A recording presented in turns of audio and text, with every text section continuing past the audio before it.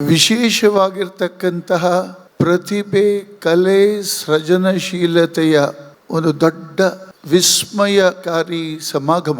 ನಾವು ಈ ವಿಸ್ಮಯ ಧಾರ್ಮಿಕ ಪ್ರೀತಿ ಎಂಬ ವಿಸ್ಮಯ ಬಳಗ ಬೆಳ್ಳಿ ಬೆರಗು 25 ವರ್ಷದ ನಂತರ ಹಮ್ಮಿಕೊಂಡಂತಹ ಸಾಹಿತ್ಯ, ಮಾಧ್ಯಮ, ಸಮಾಜ, ಧರ್ಮ ಎಂಬ ಬೇರೆ ಬೇರೆ ಜೀವನದ ಆಯಾಮಗಳನ್ನು ಒಟ್ಟು ಸೇರಿಸಿ ಒಂದು ಅತ್ಯಂತ ಅದ್ಭುತವಾಗಿರ್ತಕ್ಕಂತಹ ಕಾರ್ಯಕ್ರಮವನ್ನು ಹಮ್ಮಿಕೊಂಡಿದ್ದೇವೆ.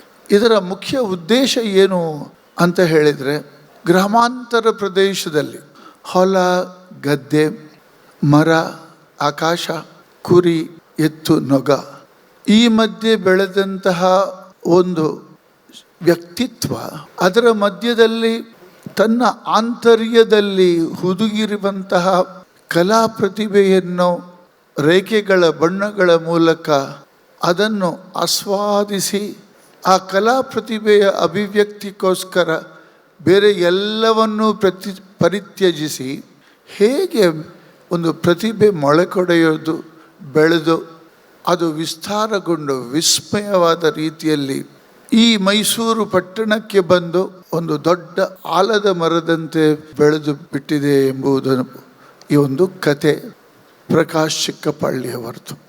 ಸೃಜನಶೀಲತೆ, ಕಲೆ ಎಂಬುದು ಒಂದು ಹೊಸ ಪ್ರಪಂಚವನ್ನೇ ಸೃಷ್ಟಿ ಮಾಡುತ್ತದೆ. ಅದು ಎಲ್ಲರ ಮನಸ್ಸನ್ನು ಆಕರ್ಷಿಸುವ ಶಕ್ತಿ ಇರ್ತದೆ. ಅದಕ್ಕೆ ಸರಿಯಾಗಿ ಪ್ರಕಾಶ್ ಚಿಕ್ಕಪಳ್ಳಿಯವರದು ಅತ್ಯಂತ ವಿನಯ ಸಂಪನ್ನವಾಗಿರ್ತಕ್ಕಂಥ ವ್ಯಕ್ತಿತ್ವ ಮತ್ತು ಚಿತ್ರಕಲೆಗೋಸ್ಕರ, ಸಂಗೀತಕ್ಕೋಸ್ಕರ, ಕಲಾ ಪ್ರತಿಭೆಗೋಸ್ಕರ ಆ ಸೃಜನಶೀಲತೆಯನ್ನೇ ಸೃಷ್ಟಿಸ್ತಾ ಅದರಲ್ಲಿ ತನ್ಮಯತೆಯಿಂದ ತಮ್ಮ ಜೀವನದ ಕ್ಷಣಗಳನ್ನು, ಪ್ರತಿಯೊಂದು ಆಲೋಚನಾ ತರಂಗಗಳನ್ನು ಕೂಡ ಆ ಕಲಾ ಪ್ರತಿಭೆಗೆ ವಿನಿಯೋಗಿಸಿ ಮಹಾ ಕಲಾವಿದರಾಗಿ ಬೆಳೆದು ಒಂದು ವಿಸ್ಮಯವನ್ನೇ ಸೃಷ್ಟಿಸಿದ್ದಾರೆ. ಇವತ್ತು ಆ 25 ವರ್ಷದ ಆ ವಿಸ್ಮಯ ಎಂಬ ಸಂಸ್ಥೆ ತನ್ನ ಕಲಾ ಸೇವೆಯ ಅಭಿವ್ಯಕ್ತಿಗೆ ಇದೊಂದು ದೊಡ್ಡ ಸಮಾರಂಭವನ್ನು ಹಮ್ಮಿಕೊಂಡಿದ್ದಾರೆ. ಸ್ವಾಮಿ ವಿವೇಕಾನಂದರು ಒಂದು ಕಡೆ ಹೇಳ್ತಾರೆ, true education is gained by constant living in communion with nature. ಅಂದರೆ ನಮ್ಮ ಮನಸ್ಸು ಪ್ರಕೃತಿ ಜೊತೆಗೆ ಆಂತರ್ಯದಲ್ಲಿ ನಾವು ಅಂತರ್ಮುಖರಾಗಿ ಪ್ರಕೃತಿ ಜೊತೆಗೆ ತಾದಾತ್ಮ್ಯವನ್ನು ಸಾಧಿಸಿದರೆ ನಮ್ಮ ಅಂತರಂಗದಲ್ಲಿರುವಂತಹ ವಿಶೇಷವಾಗಿರ್ತಕ್ಕಂಥ ಕಲಾ ಪ್ರತಿಭೆಯ ಒಂದು ಶಕ್ತಿ ಜಾಗೃತವಾಗಿ ಅದು ಅಭಿವ್ಯಕ್ತಿ ಆಗ್ತದೆ ಅಂತ. Constant living in communion with nature. Prakash ಚಿಕ್ಕಪಳ್ಳಿಯವರು ಇದೇ ರೀತಿ ಅವರ ಕೆಲವೆಲ್ಲ ಬರೆದಂತಹ ಆತ್ಮಕಥೆಯ ಕೆಲವು ತುಣುಕುಗಳನ್ನು ಓದಿದೆ. ಈಗ ಎಷ್ಟು ಸುಂದರವಾದ ಭಾಷೆಯಲ್ಲಿ ತಮ್ಮ ಆತ್ಮಕಥೆಯನ್ನು ಅವರು ಅತ್ಯಂತ ಅದ್ಭುತವಾಗಿ ವಿವರಿಸಿದಂತಹ ಚಿಕ್ಕ ಅವರು ಬುಕ್ಲೆಟ್ ಮಾಡಿದ್ದಾರೆ. ಈ ಬುಕ್ಲೆಟ್ನಲ್ಲಿ ಅವರು ಹೇಳಿದಂತಹ ಒಂದು 7-8 ಅವರ ಆತ್ಮಕಥೆಯ ಕೆಲವು ಅವರ ವಿಚಾರಧಾರೆಯ ಕೆಲವು ಅಭಿವ್ಯಕ್ತಿ ತುಂಬ ಚೆನ್ನಾಗಿದೆ. ಇದನ್ನು ನಾನು ಅದರಲ್ಲಿ ಒಂದನ್ನೇ ಓದಿ ಹೇಳ್ತೇನೆ.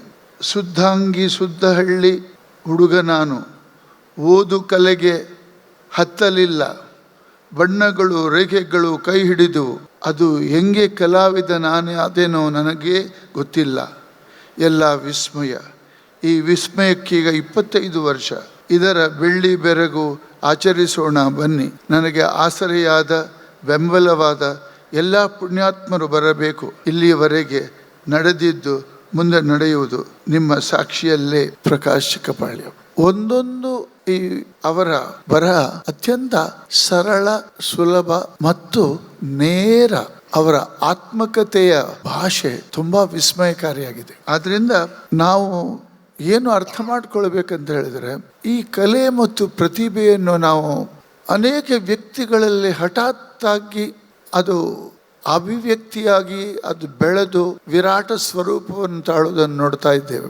ಸ್ವಾಮಿ ವಿವೇಕಾನಂದರು ಹೇಳ್ತಾರೆ, ಈಗ ಇದು ಧರ್ಮ ಮತ್ತು ಇದಕ್ಕೆ ಸಂಬಂಧವಾಗಿರ್ತಕ್ಕಂಥ ಒಂದು ಚಾಪ್ಟರ್ ಆದದ್ರಿಂದ ಸ್ವಾಮೀಜಿ ಹೇಳ್ತಾರೆ, ಧರ್ಮ ಮತ್ತು spirituality is the highest form of creativity, is the highest form of ಸೃಜನಶೀಲತೆ ಎಂಬುದು ಮನಸ್ಸಿನ ಅಂತಃಶಕ್ತಿ. ಅದು ಸಾಮಾನ್ಯ ಶಕ್ತಿ ಅಲ್ಲ. ಓದು ಬರೆದು ನಾವು ಇಂದ್ರಿಯ ಗೋಚರ ಪ್ರಪಂಚ ನೋಡಿ ನಾವು ವ್ಯವಹರಿಸ್ತೇವೆ ಲಕ್ಷಾಂತರ ಜನ. ಆದರೆ ಸೃಜನಶೀಲತೆ ಕಲೆ ಎಂಬುದು ಒಂದು ವಿಸ್ಮಯಕಾರಿ ಸರಸ್ವತಿ ಕಟಾಕ್ಷದಿಂದ ಗಂಧರ್ವ ಅವರ ಆ ಒಂದು ಆಶೀರ್ವಾದದಿಂದ ಹೊರಹೊಮ್ಮುವಂತಹ ಸಂಗೀತ, ಸಾಹಿತ್ಯ, ಶಿಲ್ಪಕಲೆ, ವಾಸ್ತುಶಿಲ್ಪ. ಅದು ನೋಡಿ ಸಾಮಾನ್ಯವನ್ನು ಅಸಾಮಾನ್ಯವಾಗಿ ಎಲ್ಲರ ಮನಸ್ಸನ್ನು ಸೆಳೆಯುವ ಶಕ್ತಿ ಇರ್ತದೆ ಅದಕ್ಕೆ.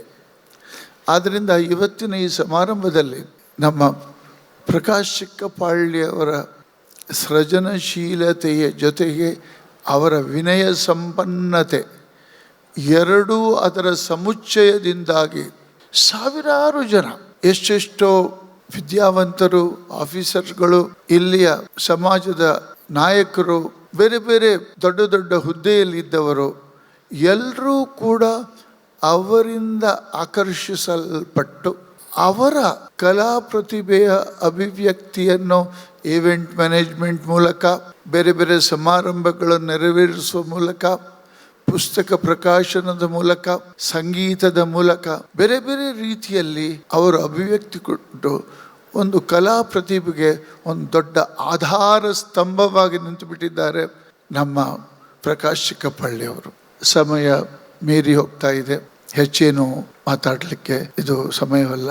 ಆದ್ದರಿಂದ ಪ್ರಕಾಶ್ ಚಿಕ್ಕಪಾಳ್ಯವರು ಸಮಾಜಕ್ಕೆ ಒಂದು ಅವರು ದೊಡ್ಡ ಕಲಾ ಪ್ರತಿಭೆಯ ಆಧಾರ ಸ್ತಂಭವಾಗಿ ಬೆಳಗಲಿ ಅಂತ ಹಾರೈಸ್ತಾನೆ. ಎರಡು ಮಾತು ಮುಗಿಸ್ತೇನೆ. ಧನ್ಯವಾದ.